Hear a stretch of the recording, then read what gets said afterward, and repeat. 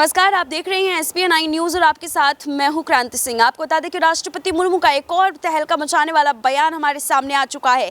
इस बयान को सुनिए और समझिए कि राष्ट्रपति मुर्मू जो है वो देश की व्यवस्था को लेकर के क्या कुछ कह रही है। लेकिन उससे पहले मैं आपको एक छोटी सी बात और बताना चाहूंगी कि कुछ दिन पहले जो है राष्ट्रपति मुर्मू ने यहाँ पर एक तहलका मचाने वाला बयान दिया था विकास को लेकर के, जिस पर जो है मोदी सरकार का भी पलटवार आ गया है। मोदी यहाँ पर जो है साफ तौर पर विकास के मुद्दे पर भी बोलते हुए नजर आए। तो चलिए दोनों वीडियो हम आपको दिखाते हैं, लेकिन सबसे पहले देखिए राष्ट्रपति मुर्मू ने विकास को लेकर के क्या कुछ कहा।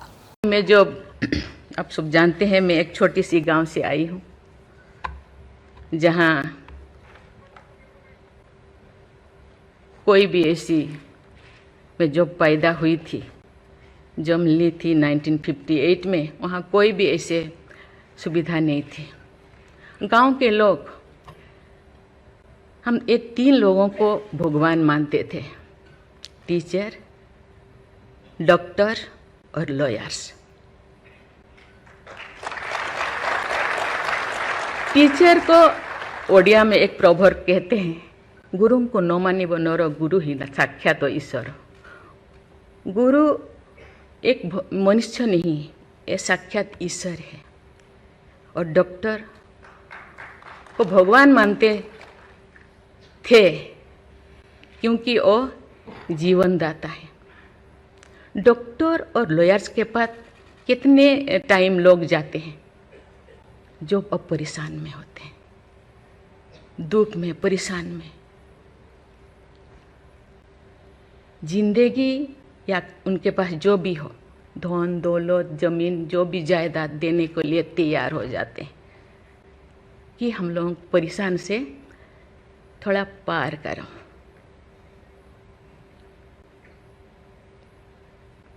जो मैं MLA बनी तो भाग्य से मुझे होम स्टैंडिंग कमेटी का चेयरमैन बनाया गया। मुझे पूरा राज्य में जितने भी प्रिजन, जितने भी जेल था, मुझे घूमने को मौका मिला। ऐसे नहीं कि मुझे भेजा गया, मैं जानना चाहती थी वहाँ लोग कौन लोग वहाँ होते हैं, क्या करते हैं, क्या खाते हैं, कैसे जीते हैं, कैसे कैसे परेशानी में, क्यों, क्या वो गुनाह किया, क्या क्राइम किया, क्यों यहाँ पड़े हैं। कोई 10 साल से, कोई 20 साल से, कोई 25 साल से, कोई 30 साल से जिंदगी वहाँ वो बिता रहे थे। आप सब जानते हैं स्टैंडिंग कमेटी का काम है रिपोर्ट देना। मैंने आके सभी होम डिपार्टमेंट के जितने भी ऑफिसर्स को मैं बुलाती थी, मीटिंग करती थी, DGP को कहती थी, CM को जाके अपना जो भी अनुभव मैं बताती थी। थोड़ा बहुत कुछ हुआ, लेकिन जो मैं चाहती थी वो नहीं हो पाया। लेकिन भाग्य से मुझे गवर्नर बनाया गया। इसी तरह की ऐसे पीछे वाला स्टेट में, जैसे कि ओडिशा जैसे पीछे है, ऐसे ही मुझे झारखंड में बनाया गया, गवर्नर बनाया गया। मुझे एक मौका मिला कि सुप्रीम हाई कोर्ट जजों के साथ एक जज यहीं पे, हाई कोर्ट जज यहीं पे बैठे हैं, बोस जी, मैंने देख रही हूँ। 4-5 ऐसे चीफ जस्टिस के साथ मुझे काम करने का, वार्ता करने का मुझे मौका मिला। वीरेंद्र सिंह मुझे तो शपथ दिलाए थे, उनसे भी मैं बात की, लेकिन वो ज़्यादा दिन उनका हो गया टेन्योर, तो मेरे साथ नहीं काम किया। लेकिन 2-3 इनके साथ भी बात की, लेकिन ये भी ज़्यादा दिन नहीं, वो तो यहाँ आ गए। लेकिन ऐसे 2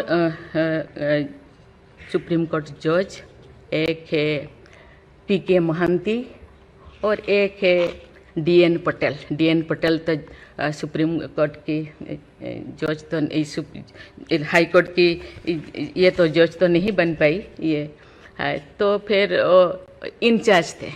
लेकिन वो बहुत ही, उनको मैं अप्रिशिएट करना चाहूँगी। मुझे पता नहीं आपका क्या ख्याल है, मुझे तो उनके ऊपर बहुत अच्छा ख्याल है। मैं अपने बातें मैंने कहने लगी, तो क्योंकि मैं थोड़ा उनके लिए कुछ करना चाहिए आप लोगों को, क्योंकि कौन लोग हैं जेल में, कौन लोग हैं, ना उनको फंडामेंटल राइट्स के बारे में पता है, ना उनको प्रियम्बल के बारे में पता है, ना फंडामेंटल ड्यूटी के बारे में पता है। थोड़ा बहुत कुछ कर दिया, किसी को थप्पड़ मार दिया। अब जानते हैं वहाँ के लोग थोड़ा खाने पीने में, दूसरा चीज़ खाने पीने में माहिर होते हैं, है ना। थोड़ा बहुत कुछ ऐसे कर दिया, किसी को थप्पड़ मार दिया, क्या क्या दफा लगा दिया जो लगाना नहीं चाहिए, लेकिन वो सब क्योंकि आजकल ऐसे बहुत सारा होता है, तो ये सालों साल उनको छुड़ाते नहीं है। उसका कारण जो भी बचा कुचा है ना घर पे, जमीन जायदाद जो भी अपना यूटेंसिल वो खत्म हो जाएगा, इसीलिए जाते नहीं, छुड़ाते नहीं। मैंने बोली इनके लिए तो कुछ करना होगा। केवल सिविल जो लोग ये नहीं है, आप जानते हैं गवर्नर चांसलर होते हैं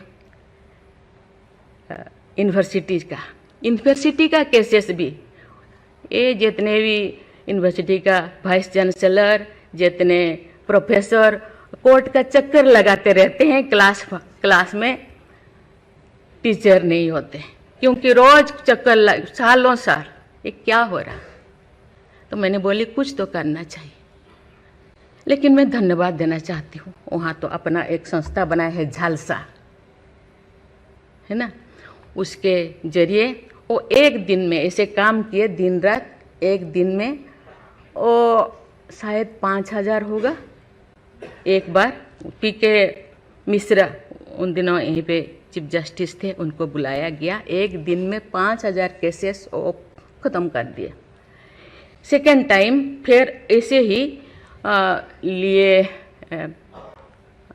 आपका हायर एजुकेशन का, वहाँ का भी उनको लीम का बुक ऑफ रिकॉर्ड में उनका नाम दर्ज हो गया। वो DN पटेल पूरा भागे भागे आई, हम लोगों को ये किया, मुझे ऐसे करते रहो, क्योंकि उन लोगों को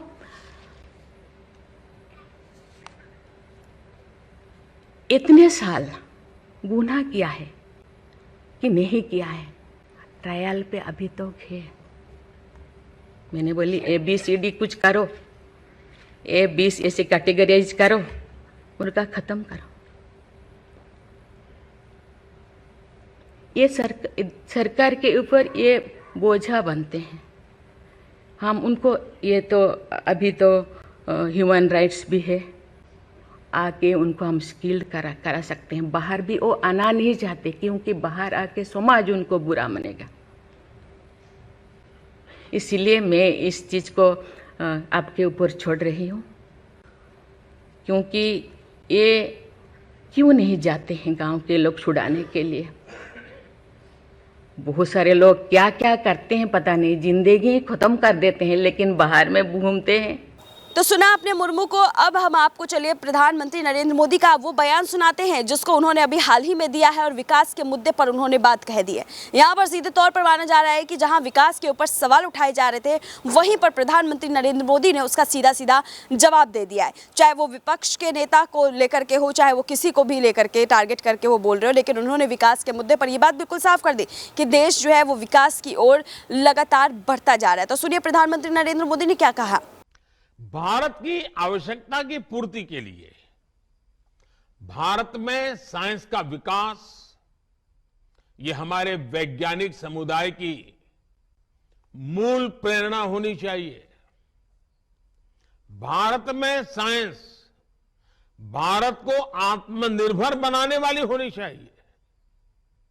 हमें यह भी ध्यान रखना है कि आज दुनिया की 17-18% मानव आबादी भारत में रहती है। ऐसे साइंटिफिक वर्क्स जिनसे भारत की जरूरतें पूरी होगी, उनसे विश्व की 17-18% मानवता को गति मिलेगी, और इसका प्रभाव संपूर्ण मानवता पर पड़ेगा। इसलिए हम ऐसे विषयों पर काम करें जो आज पूरी मानवता के लिए जरूरी है।